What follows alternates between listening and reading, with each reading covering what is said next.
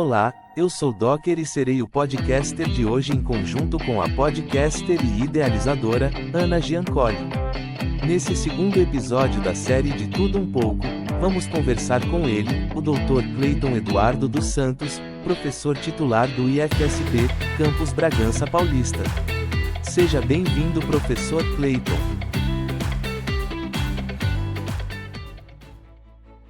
Olá, Cleiton, tudo bem? Seja bem-vindo. É um prazer recebê-lo neste segundo podcast.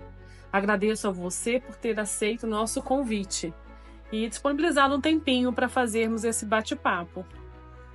Olá, Ana, tudo ótimo. Eu quem agradeço pelo convite e a oportunidade de estar aqui com vocês hoje. Cleiton, como que você iniciou a sua carreira acadêmica? Conta um pouquinho para os nossos ouvintes. Bom, inicialmente eu comecei com uma graduação na área de matemática computacional. Durante o curso, esse curso, como o próprio nome sugere, ele tinha várias disciplinas da área de informática. Então, ele tinha desde softwares aplicativos, programação em linguagem C, um pouquinho de computação gráfica. Enfim, era uma área bastante apesar de ser um curso de matemática, ele era bastante aplicado.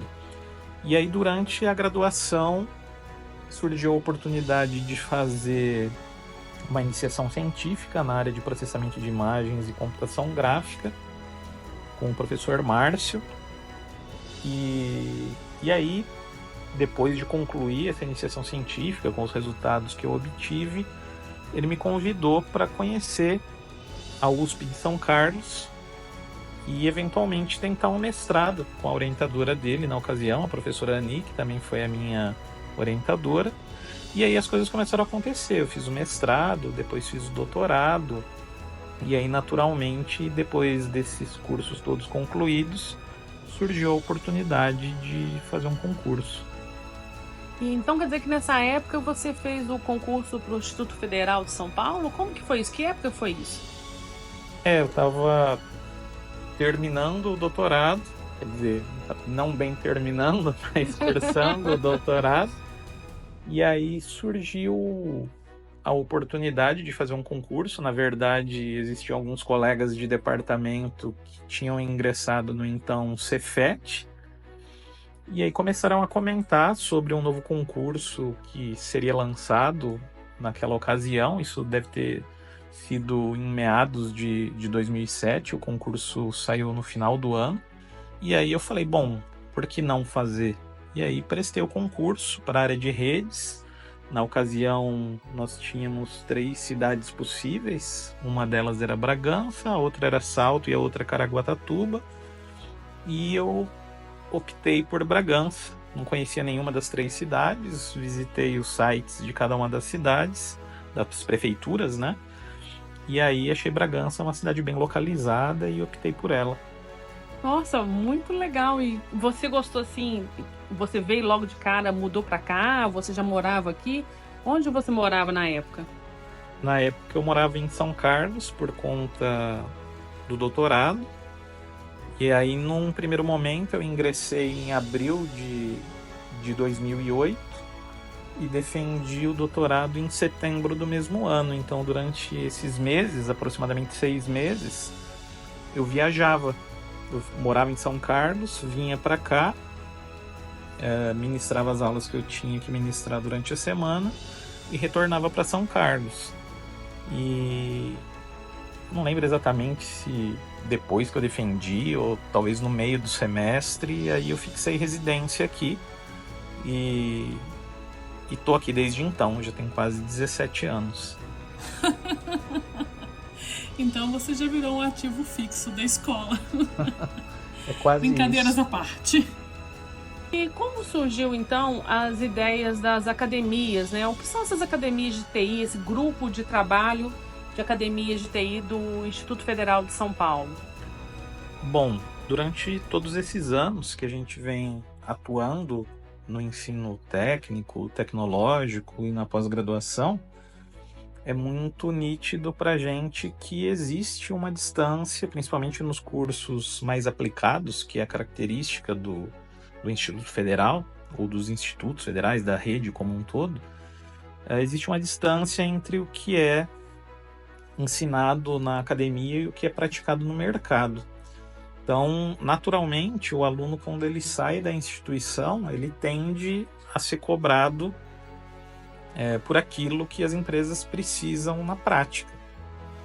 Então, dessa maneira, existem as grandes empresas de tecnologia que disponibilizaram esses programas justamente para diminuir essa distância, né? Para capacitar os professores a eventualmente estarem alinhados com os produtos, os serviços e as tecnologias que eles desenvolvem, para que eles consigam levar isso para dentro de sala de aula.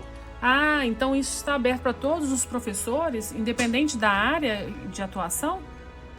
Então, basicamente, a gente está falando de parcerias que envolvem tecnologia, né? Como a gente hoje fala muito da interdisciplinaridade, eu entendo que o benefício das academias ele se estende não só para a informática, mas para a engenharia, para a indústria e eventualmente para outras áreas que são trabalhadas dentro do instituto.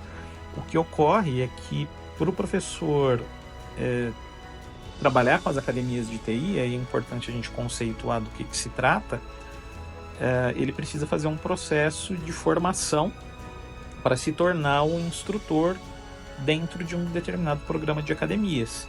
Então, o grande parceiro da área de tecnologia, ele normalmente disponibiliza um produto que normalmente recebe o nome da marca associado ao termo Academy. E aí, dentro dessas academias, pegando um exemplo aqui, o programa Huawei ICT Academy, por exemplo, esse parceiro em específico, ele disponibiliza uma série de treinamentos em diferentes áreas de atuação em que ele é especialista e reconhecido no mercado. Então, o professor, de acordo com a área que ele trabalha mais diretamente, né? Por exemplo, na área de redes, ele pode atuar desde equipamentos como roteadores, switches, ou redes wireless, ou segurança, ou internet das coisas, ou big data. Então, cada um desses segmentos, ele possui um treinamento específico dentro da plataforma, com materiais bastante ricos e bastante atualizados. E esses materiais, esses treinamentos como um todo, eles são ofertados para o professor num primeiro momento para que ele se capacite e, eventualmente, faça uma prova de certificação profissional e, na sequência, uma prova de instrutor certificado pelo fabricante, no caso a Huawei. Então, essas duas certificações somadas vão permitir ao professor que ele utilize, e óbvio, né, ele precisa estar vinculado a uma academia ativa. Então, nós somos academia aqui em Bragança Paulista e também somos uma academia de suporte central. Existem 4 no Brasil e 18 no mundo. Bragança é uma dessas academias e também é uma academia de suporte central. Uma vez que ele está credenciado a uma academia, ele pode então ministrar esse conteúdo do curso em que ele se especializou, ou em sala de aula, ou em um curso de extensão, ou eventualmente utilizar isso nas pesquisas que porventura ele desenvolve junto com os alunos. Ah, muito bom. Acho que os nossos professores vão ficar interessados em saber e se aprofundar mais a respeito. E para que eles possam buscar mais informações a respeito das academias, tem algum lugar, algum repositório que a gente possa fazer essa consulta? Sim, existe um site que é mantido pelo grupo de trabalho que é responsável pelas academias de TI no âmbito do IFSP. Esse grupo é composto por mim, aqui de Bragança Paulista, pelo professor Cristiano, de Guarulhos, pelo professor Márcio, de Catanduva, e pelo professor Júlio, de Hortolândia. O site é academias.ifsp.edu.br. Muito bom! Vamos deixar indicado na descrição do podcast para que nossos ouvintes possam buscar mais informações a respeito. Lá ele traz as principais informações sobre as academias que estão vigentes, sobre que tipo de cursos são oferecidos em cada uma delas, também o link para que os professores ou eventualmente os alunos acessem, né, essas informações iniciais. E também existe um e-mail em que vocês podem nos enviar e-mail com eventuais dúvidas, né, que é o academias@ifsp.edu.br. Esse e-mail é um e-mail que é compartilhado entre todos os integrantes do grupo de trabalho e, eventualmente, eu ou qualquer um dos outros colegas que foram citados aqui vão respondê-los aí, esclarecendo as dúvidas que eventualmente serão enviadas. Tá bom? Muito bom, excelente, professor. Eu vou deixar indicado, então, o link na descrição do podcast para que nossos ouvintes possam acessar de uma forma mais rápida. E aproveitando o gancho a respeito das academias, eu sei que também a gente pode fazer certificações, né? O que seriam as certificações? Bom, a certificação ela é um mecanismo que a empresa gigante de tecnologia disponibiliza tanto para o mercado quanto para o profissional de mutuamente garantir que esse profissional conhece a tecnologia em que ele é certificado. O que isso quer dizer? Basicamente, como que a gente sabe se um profissional domina determinada tecnologia? Quando ele trabalha na área por algum tempo e usa as principais tecnologias no cotidiano dele. Então, o que isso quer dizer? Que o profissional ele não precisa ser certificado para conhecer a tecnologia. Ele precisa trabalhar na área e utilizar esses conceitos no cotidiano dele. O que ocorre? Ocorre que, para quem já está consolidado no mercado, para quem já tem uma oportunidade no mercado, isso acontece naturalmente à medida que o tempo passa. No entanto, para um estudante ou para um profissional que eventualmente quer fazer uma transição de carreira, não é tão simples assim ele conseguir uma oportunidade para que ele demonstre o seu valor. Então, ele pode fazer um curso preparatório para uma certificação que contém todos os requisitos que o fabricante determinou como necessários para que esse profissional conheça. E aí, então, ele vai fazer uma avaliação, uma prova técnica, que ela pode ser simplesmente baseada em perguntas e respostas, ou ela pode ter alguns testes práticos de laboratório, depende da característica de cada exame. E aí, uma vez que ele pontuar minimamente o score determinado pelo fabricante, ele é considerado certificado naquela tecnologia. Então, quer dizer que as certificações são muito importantes no mercado de trabalho? Eu entendo que sim, pelo fato de que ela mutuamente diz ao mercado que o profissional ele é qualificado naquela área de atuação e também permite que o candidato certificado eventualmente apresente essa credencial para pleitear alguma oportunidade, né? E como os nossos alunos podem se beneficiar com essas certificações? Bem, por meio dos treinamentos que a gente disponibiliza ou dentro do currículo das disciplinas ou via extensão, as academias elas ofertam treinamentos preparatórios para essas certificações e vale lembrar que essas certificações elas são confeccionadas com a seguinte característica: o fabricante, vamos imaginar, por exemplo, que cria uma certificação voltada para computação em nuvem. Então, qual que é o requisito que ele vai utilizar para que um candidato eventualmente seja aprovado em um exame desse? Ele vai levantar todos os requisitos que ele entende que são necessários para um profissional dessa área e ele vai pegar todas as tecnologias que eventualmente um profissional precisa conhecer dentro do âmbito dessa certificação. Então, um profissional que já atua na área por determinado período, e esse período varia de acordo com o nível da certificação, ele estaria apto a ser aprovado nessa prova sem grandes dificuldades, desde que, de fato, ele seja um profissional que atua na área e trabalha com as tecnologias que o fabricante entende que são necessárias. Então, normalmente nós temos 3 níveis: um nível introdutório, um nível intermediário e um nível mais alto.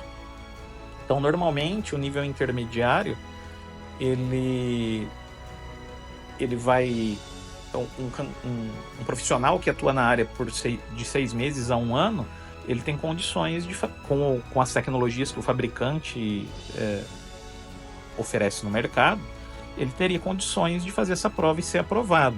No nível intermediário, normalmente 2 anos, e no nível mais alto, normalmente de 3 a 5 anos.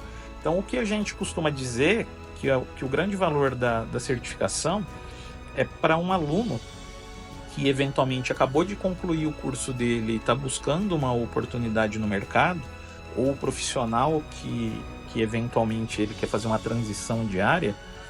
Naturalmente, quando ele for procurar uma oportunidade, é comum que o recrutador pergunte se ele tem experiência na área. E óbvio que se ele está em qualquer uma dessas duas situações, ele não vai ter essa experiência prévia.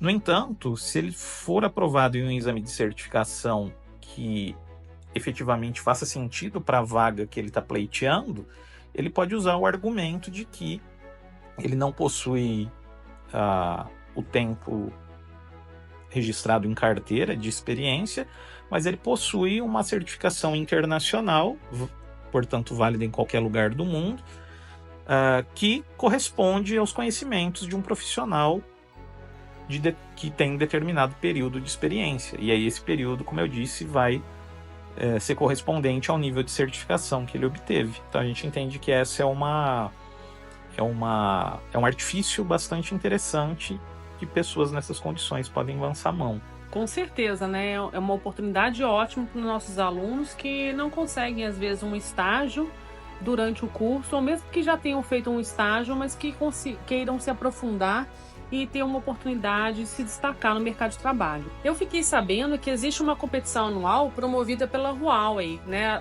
uma das nossas parceiras, em que os alunos competem e concorrem a prêmios. É isso mesmo? Conta um pouquinho pra gente.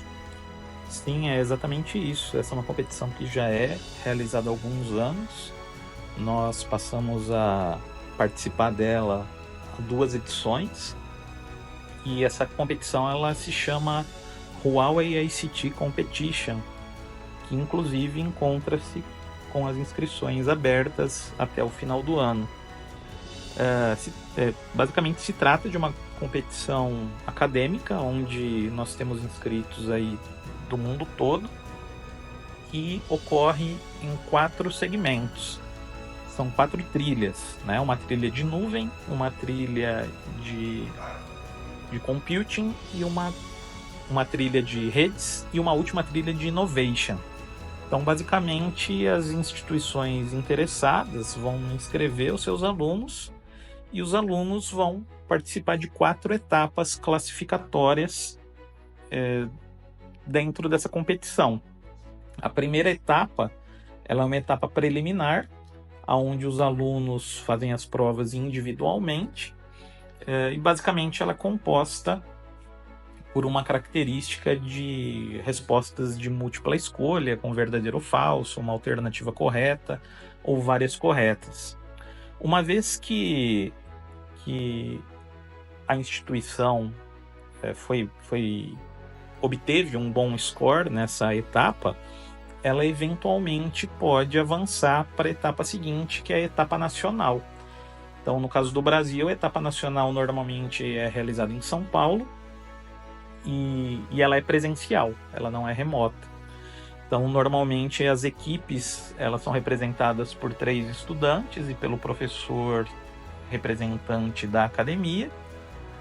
E uma vez que os alunos tenham uma boa qualificação, uma boa colocação nessa etapa nacional, eles recebem premiações nos 3 primeiros lugares. Uma vez que eles tenham obtido, portanto, essa premiação, eles podem avançar para a fase seguinte, que é a fase da América Latina, o que a gente chama de fase regional, né? Então, a fase regional ela contempla, como o próprio nome sugere, vários países, né, da América Latina, no caso, e elas vão também elencar aí os 3 primeiros lugares que eventualmente poderão ir para a fase global, que é realizada presencialmente na China. Você poderia nos dar um exemplo? Tá? Então, só para a gente colocar um case rápido aí, na competição de 2022-23, nós tivemos a oportunidade de ir para etapa nacional nas categorias de redes e de nuvem, que foram as duas que nós competimos. Nós ficamos em 4º lugar em redes e em 2º lugar em cloud. Esse 2º lugar em cloud possibilitou que a gente participasse da etapa regional na América Latina, onde nós obtivemos o 6º lugar. Da mesma maneira, na competição de Innovation, nós tivemos uma equipe de Guarulhos que foi campeã nacional e que avançou para a final global na China, onde obteve o 2º lugar. Então, em pouco tempo, nós tivemos resultados significativos e a gente imagina que esse ano a gente consiga novamente boas oportunidades. Com certeza, Clayton. Estimo que os alunos se motivem a participar. Essas competições abrem portas, e os alunos que se destacam já saem na frente nas oportunidades que irão surgir. E aproveitando, professor Clayton, eu soube que você criou um canal no YouTube para divulgar suas aulas ministradas nos cursos de extensão. Pode comentar um pouquinho a respeito, para contar para os nossos ouvintes como que você faz essas aulas? Elas estão disponíveis para todos? Como que funciona? Sim, com certeza. Quando a gente utiliza os materiais disponibilizados nas parcerias, é muito importante deixar claro para toda a comunidade, aí, tanto de docentes como discentes, que é possível multiplicar esses conteúdos e esses materiais não só dentro de sala de aula, nas disciplinas regulares, como também em outras modalidades, como por exemplo a extensão. A extensão é bastante interessante porque ela permite que a gente leve esse conteúdo, leve esse conhecimento para as fronteiras que estão além do muro da instituição. Então hoje a gente tem alunos de várias cidades, de vários estados e até de outros países, né? Então quando a gente abre esses treinamentos na modalidade de extensão, normalmente o número de vagas é bastante amplo, justamente para que a gente consiga atender o maior número de pessoas. E aí é natural que essas pessoas nem sempre tenham a disponibilidade de assistir às aulas de maneira síncrona, que é o principal diferencial dos nossos treinamentos, né? Além de você poder consumir os treinamentos na plataforma do parceiro, a gente tem aulas gravadas nesse ambiente ou nesses ambientes.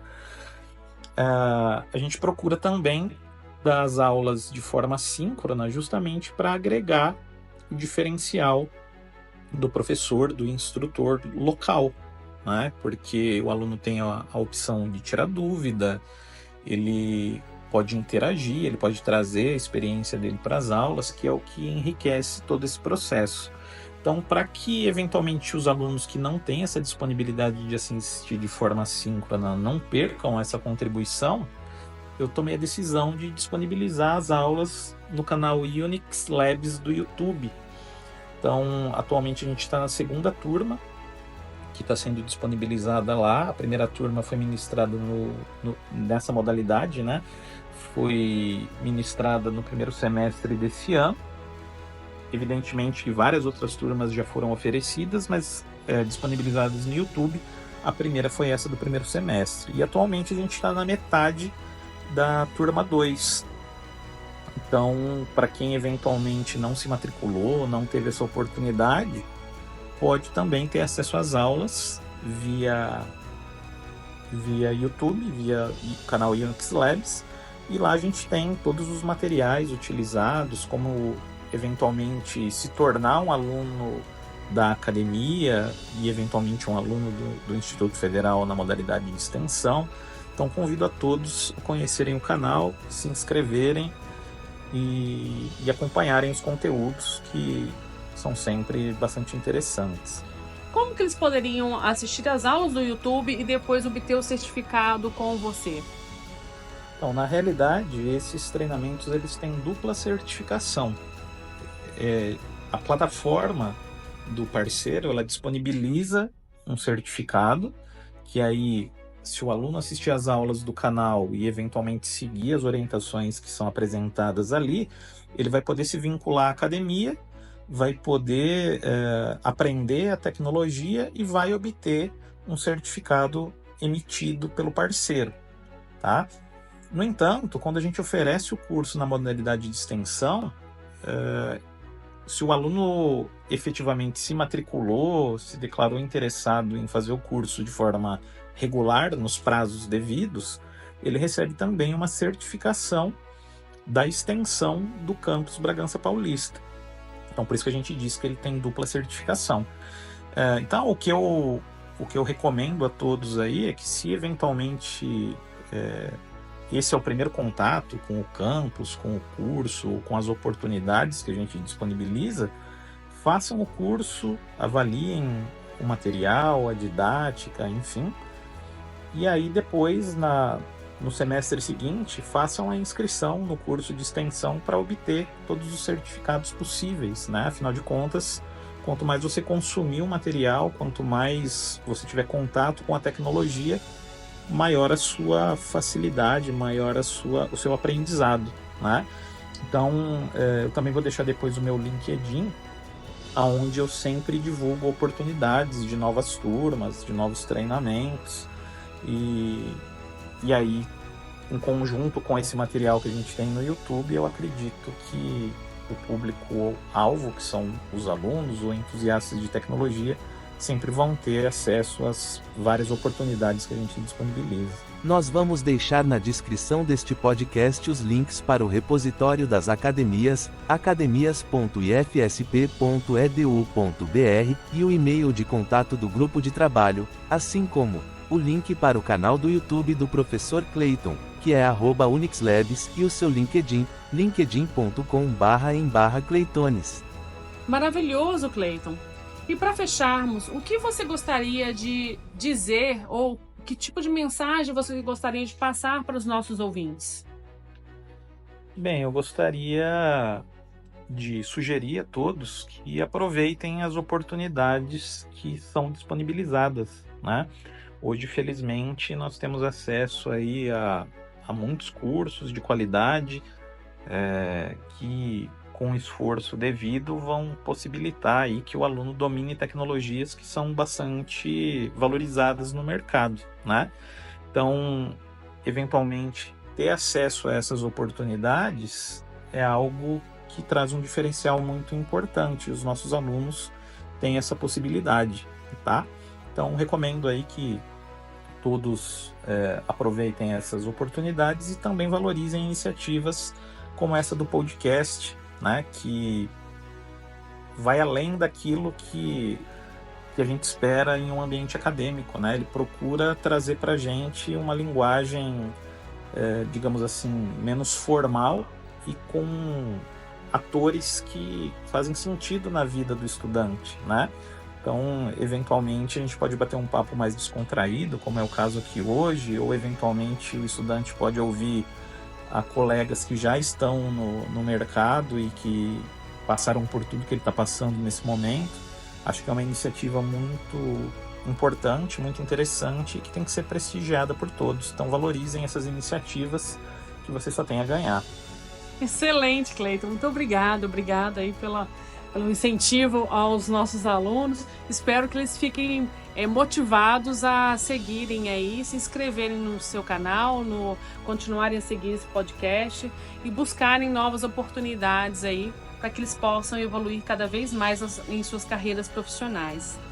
Agradeço a sua participação, fico muito feliz por você ter aceito o nosso convite e espero que a gente tenha conseguido, por meio desse nosso bate-papo aí, tirar, né, as eventuais dúvidas, né, sobre certificações, sobre as academias de TI, e que os nossos ouvintes possam aproveitar bastante dessas oportunidades. Bom, mais uma vez eu agradeço pelo convite e me coloco à disposição para outras oportunidades aí nas novas temporadas. Tenho certeza que o podcast vai ser bastante duradouro e vai trazer grandes contribuições para os alunos, tá bom?